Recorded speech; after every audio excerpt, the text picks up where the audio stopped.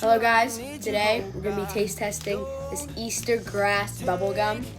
We're going to be rating on a scale of 1 to 10, and we're going to give feedback. 3, 2, 1.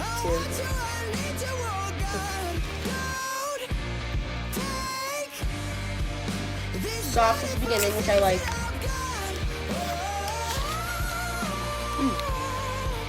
Don't really taste any bubblegum.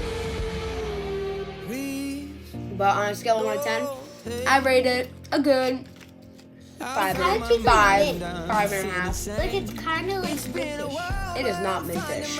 Wait, Well, it kind of tastes mint. kind of right. But this is our rating, and we'll see you next time.